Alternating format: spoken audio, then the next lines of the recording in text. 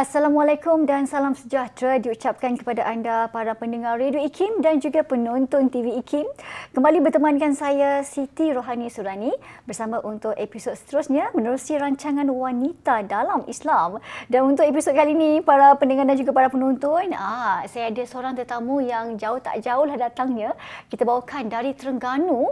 Ni dia di sebelah saya ni tersenyum manis bersama dengan yang berbahagia, Dr. Maimunah Ropa yang merupakan seorang aktivis yang bergiat aktif dalam badan-badan NGO, juga merupakan seorang usahawan produk dan juga duta rahmah. Assalamualaikum Dr. Mai. Waalaikumsalam warahmatullahi wabarakatuh. Terima kasih memenuhi undangan saya. Terima kasih kerana jemput saya. Baik Dr. Mai, kalau kita lihat dalam kehidupan ini dan juga para penonton ya, antara salah satu perkara penting pada kita untuk hidup atas dunia ni, kita kena ada tempat tinggal, makanan, harta, dan ini menjadi akar kepada kehidupan, iaitu kasih sayang. Kan, kalau tak ada kasih sayang, kita ibarat patung yang tak bernyawa ya Dr. Mai. Jadi tajuk kita hari ini para penonton dan juga para pendengar, iaitu kasih sayang dalam kehidupan. Bunyi macam biasa dengar, tetapi mungkin ramai yang tidak melihat sisi serius bila bercakap tentang kasih sayang. Jadi kita nak bawa perhatian para pendengar dan juga para penonton untuk melihat tajuk ini sebagai sesuatu yang sangat penting dan perlu diberikan perhatian. Okey, bila menjadi seorang manusia, saya faham orang suka berhibur kan doktor? Kan ada orang berhiburnya membuat kek kan, itu bagi wanita lah kan. Ada orang suka melancong macam-macam kan. Kalau dilihat dalam Islam, hiburan yang paling utama adalah kasih sayang.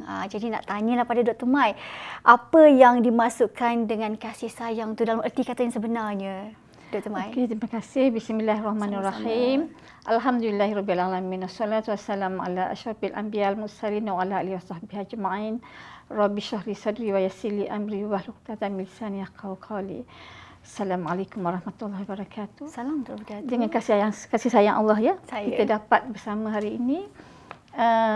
Tajuk ni nampak simple kan? Ya. Tapi sebenarnya kalau tak ada kasih sayang, rasanya Allah tak jadikan bumi ni begini. Betul. Mungkin dah semua kering macam di Australia tu. Ya, kita pun ada di dunia dengan kasih sayang Allah Ta'ala. Alhamdulillah. So apa yang dimasukkan dengan kasih sayang ya? Saya merujuk kepada Kamus Dewan ya. Kamus Dewan kan untuk orang Melayu dalam bahasa Malaysia. Betul. Okey, iaitu kasih sayang ialah perasaan belas kasihan. Perasaan. Kan bermain dengan perasaan kan? Bermain dengan perasaan ni sangat penting. Walaupun kita nampak perasaan sangat lawak ni, sebenarnya perasaan itu penting ya. Kalau dalam Quran ya, kasih sayang tu dimanifestasikan melalui perkataan rahmah. Kan duta rahmah kan? Itulah kami ya sebenarnya ya. Dan selalunya dalam Quran menyebut perkataan kasih sayang ni dengan sebagai rahmah, mawaddah dan juga rahman.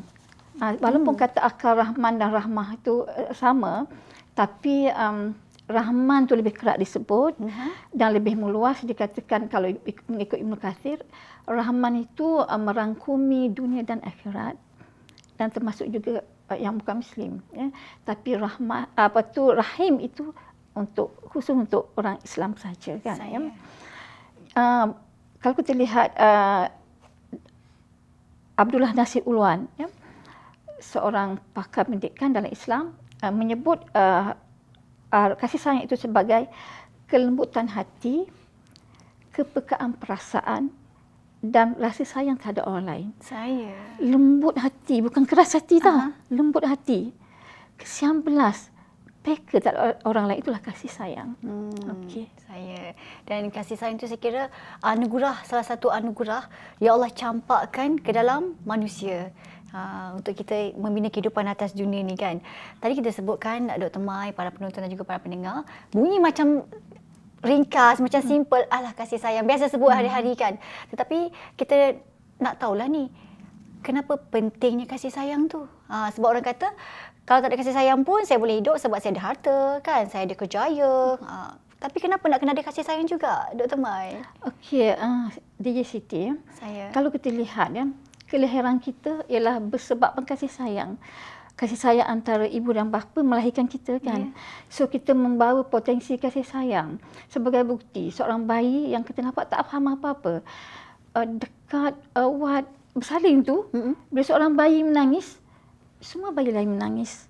Sebab secara fitrahnya semua ada perasaan kasih sayang. Walaupun dia bayi, baru lahir.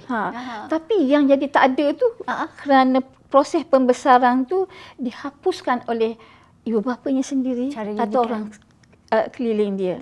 Dia didik begitu. Okey. Jadi kasih sayang ni sangat penting untuk kita berhubung dengan orang lain. Tanpa kasih sayang, kita tak mungkin nak kahwin pun. Tak kasih sayang. Tak ada rasa. Hati kering. Tak ada kasih sayang. Mungkin kita tak tahu siapa jiran kita. Kan? Kita orang lain punya parking kita masuk je. Sebab tak ada kasih sayang kan. Langgar je orang punya giliran kita ambil je kan. Tapi kasih sayanglah menyebabkan kita hidup berperaturan dan bertamadun. Itulah kenapa pentingnya kasih sayang tu. Dan saya juga nak mengajar anda, para penonton dan juga para pendengar yang menyaksikan kita di Facebook rasmi TV IKIM dan juga di Facebook rasmi Radio IKIM di IKIM FM. Anda mungkin boleh berikan komen-komen ataupun pandangan, cadangan tentang apa yang kita bualkan. Dan kami, tim wanita dalam Islam sebenarnya mengambil kira pandangan dan juga komen anda. Dan kita akan bawakan mungkin cadangan-cadangan yang anda berikan untuk tajuk-tajuk menerusi episod akan datang. Okey, sambung ni Dr. Mai. Bila sebut tentang kasih sayang, saya kira sifatnya universal kan Dr. Mai, para penonton dan juga para pendengar. Bila sebut kasih sayang, ia bukan tertumpu kepada kasih sayang kita sesama mak ayah, pada suami, pasangan, kan, adik-beradik, keluarga. Tetapi lebih dari itu, kasih sayang kepada yang paling utama pencipta kita, the creator, Allah Ta'ala yang menciptakan kita daripada tak ada kepada ada ni. Kasih sayang kepada alam semesta, kepada tumbuh-tumbuhan alam sekitar. Jadi mungkin doktor nak kaitkan sikit kasih sayang tu lebih luas konteksnya berbanding dengan manusia. Okey, terima kasih Siti. Kalau kita lihat kan, kita kan disebut supaya mencintai Allah dan Rasul kan. Sebagai seorang hamba, kita menjalankan tugas kehambaan. Kan? Pada masa yang sama, kita adalah seorang khalifah. Bila seorang khalifah, tugas kita ialah mentadbir alam ini mengikut kehendak khalifah, mengikut kehendak al-khaliq. Kan? Jadi apa yang kita kan, sebab kalau kita ada anak kita, ada seseorang tu buat baik dengan anak kita, kita suka tak orang tu? Suka. Kita pula buat baik kepada seekor anjing yang dicipta oleh Allah. Allah suka walaupun seekor anjing. Kan? Dia makhluk ciptaan Allah juga. Okey. Ada berlaku di mana, sebab kita perhatikan kan, alam ini sokong menyokong, imbang-imbang antara satu sama lain. Ada satu masa dahulu lah saya baca dalam tahun 80-an, dah lama tu. Buku tu bertajuk Before It's Too Late. Ditulis oleh seorang Jepun, di mana dibuat kajian tentang populasi serigala. Bagi masyarakat Arab yang menternak, serigala adalah musuh ketat. Kan? So, serigala diburu dengan hebat sehingga pupus. Apa yang terjadi? Pengsaharaan, iaitu proses menjadi padang pasir, berlaku lebih daripada 2% setahun. Sebab bila tak ada serigala, si ternakan lembu dan kambing makan meragut sehingga ke akar, tercabut semua akar tu, so mati. Sebab itu jangan nampak binatang ni dengan penuh kebencian. Sebab Rabbana ma khalaqta hadza batila. Tak ada satu benda pun yang dibuat sia-sia, melainkan ada tujuan. Cuma kita yang tak mengerti, itu saja. Betul. Bila sebut tidak ada satu benda yang dijadikan sia-sia, sebab kata Dr. Mai kan, para penonton dan para pendengar, saya suka nak kongsi sikit ni sebelum kita rehat ni Dr. Mai. Ada satu artikel yang saya baca, katanya hatta lalang di tepi jalan, lalang kan kita nampak macam tak ada fungsi kan, macam sekadar tumbuhan yang sia-sia, tetapi sebenarnya ada kajian yang dibuat oleh para saintis bahawa lalang sebenarnya boleh menjadi salah satu ubat untuk kanser. Jangan tak tahu. Maknanya memang tidak ada benda yang Allah jadikan dengan sia-sia. Siti nak tahu lagi buruk rupa. Ulat tahi. Ulat tahi? Ulat sampah? Ya. Sekiranya tak wujud, dalam masa setahun lebih saja, benua Asia penuh dengan najis. Subhanallah. Maha kuasa Allah. Ya, itulah maknanya kita bersyukur dengan apa yang ada. Baik Dr. Mai, menarik perbincangan kita. Saya pun tak sabar nak kongsi banyak lagi perkara selepas ini bersama dengan doktor dan juga anda semua. Kita rehat seketika, para penonton dan juga para pendengar, kembali selepas ini.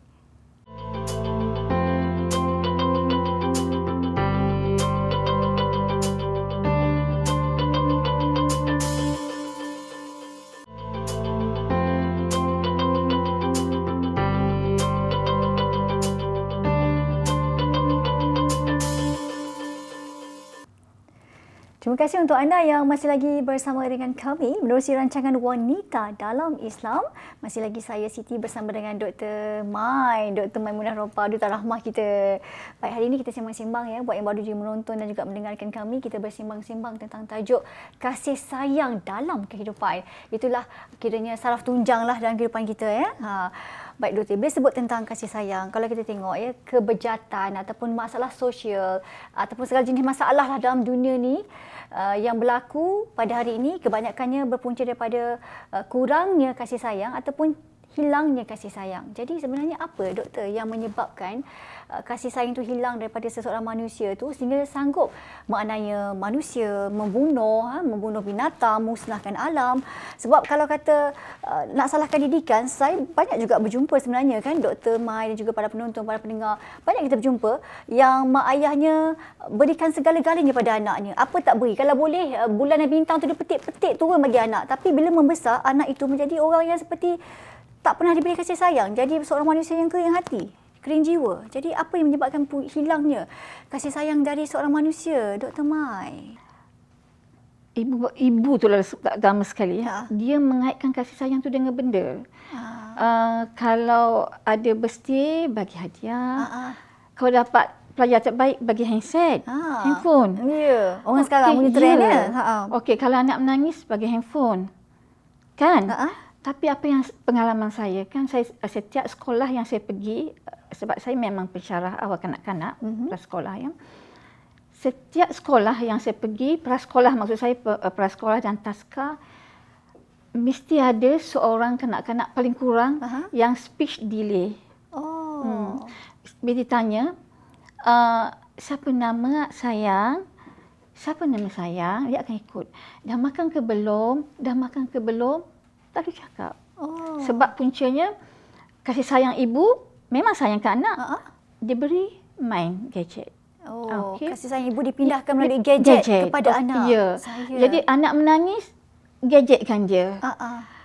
Akibatnya speech delay. Ada pula seorang tu lagi saya lagi ngeri lah saya jumpa. Siap kanak-kanak 4 tahun, bila ada bilik kosong dia akan bawa kawan dia terus londikan seluar dan dia mencabul budak tu. 4 tahun mencabul 4 tahun.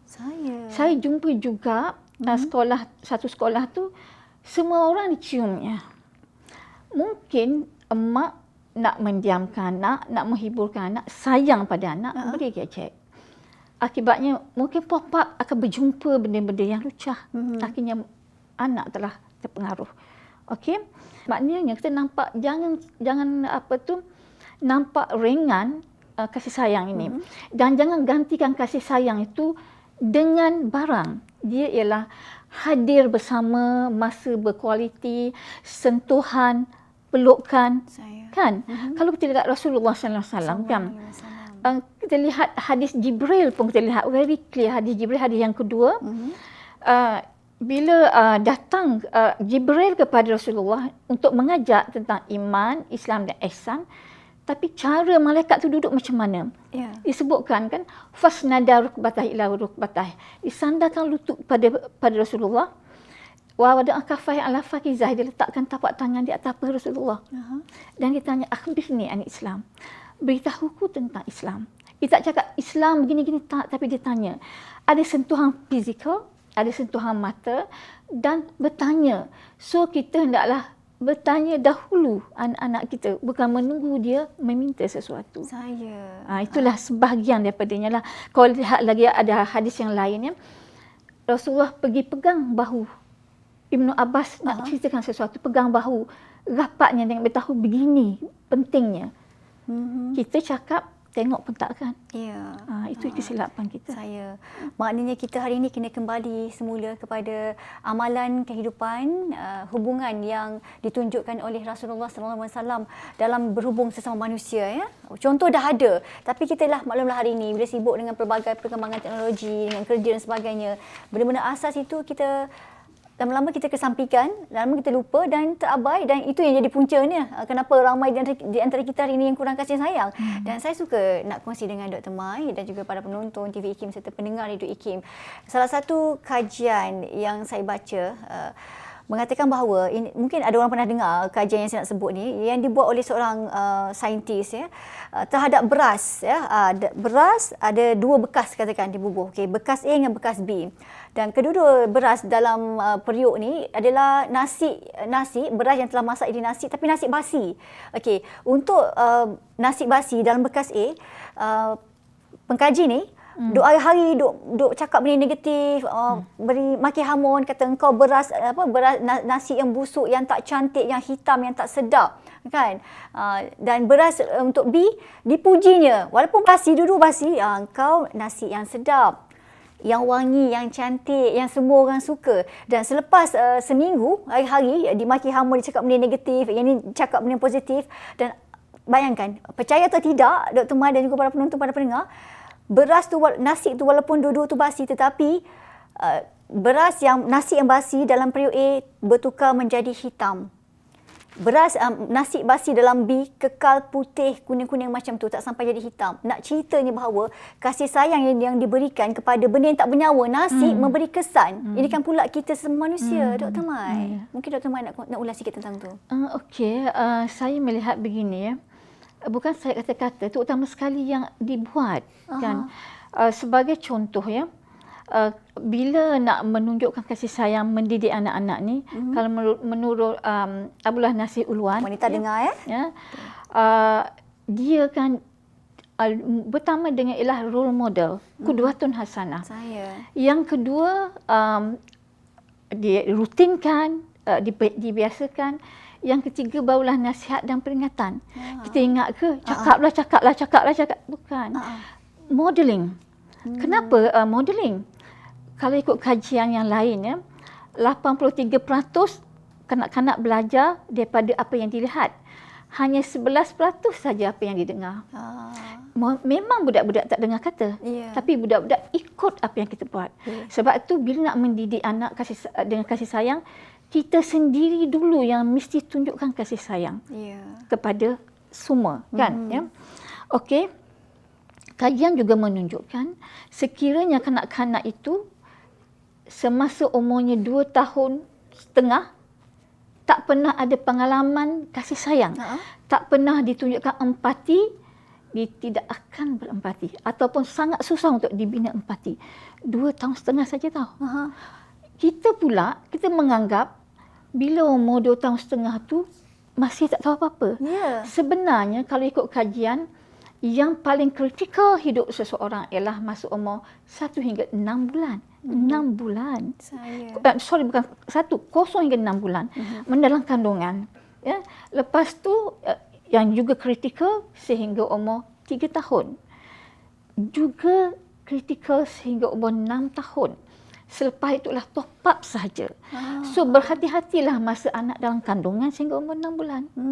Sangat-sangat berhati-hati dengan macam mana kita bercakap, macam mana sentuhan, macam mana caring kita. Semuanya menyerap dan permanent.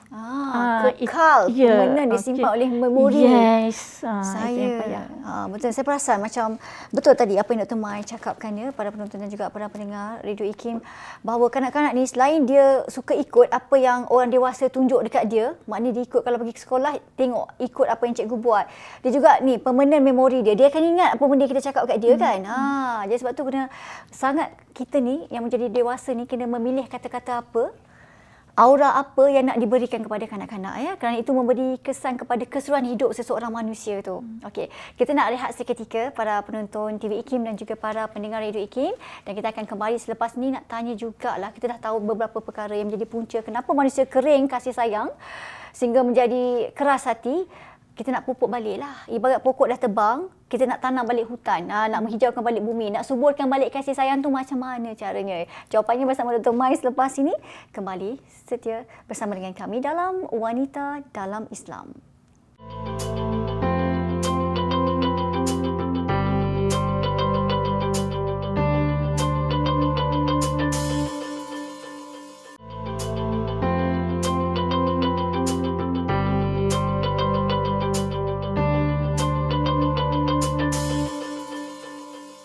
Terima kasih untuk anda yang masih lagi menonton rancangan Wanita dalam Islam, sebuah rancangan yang mana saya yakin mampu menjadi rujukan sebagai penyelesaian kepada segala permasalahan yang dihadapi oleh para wanita pada zaman kini. Jadi rugi kalau anda tak sertai kami. Baik, kita sambung hari ini para pendengar, masih lagi bersama dengan tetamu kita Dr. Mai, sembang-sembang tentang topik kasih sayang dalam kehidupan. Tanpa kasih sayang, hidup ni ibarat kekeringan air, tandus ya. Dr. Mai. Baik Dr. Mai, tadi kita dah berkongsi dengan pendengar apa yang menyebabkan manusia makin kurang kasih sayang ya. Walaupun dah diberikan segala-galanya, tetapi tetap juga seolah-olah macam hati kering. Ni kita nak semai kembali ni, macam ibarat saya katakan tadi sebelum kita rehat, ibarat hutan yang pokoknya ditebang, ni nak tanam balik pokok ni. Jadi kita nak semai kembali, nak pupuk kembali. Bagaimana Dr. Mai untuk kita memupuk kembali kasih sayang dalam diri manusia supaya kita menjadi lebih manusia. Dr. Mai. Terima kasih Sama-sama. Siti ya. Kita lihat Az-Zanurji dalam kitab Ta'lim Muta'allim ya.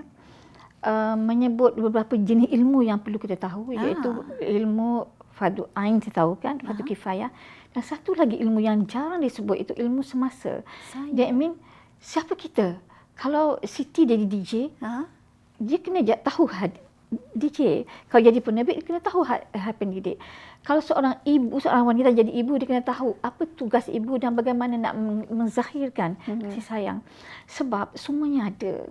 Sama ada dalam Al-Quran, hadis, apa tu daripada asar dan sebagainya, tapi kita sendiri tidak belajar. Kita tidak mengambil masa untuk mencari ilmu. Yang kita banyak ialah melayang WhatsApp. Itu je. Jadi menyebabkan kita tidak memberi keutamaan kepada yang utama. Okay. Jadi tak ada pilihan untuk seorang ibu kena mendalami ilmu. Semuanya dengan ilmu. Kita kalau tidak dibimbing oleh ilmu, kita akan dibimbing oleh nafsu. Kan?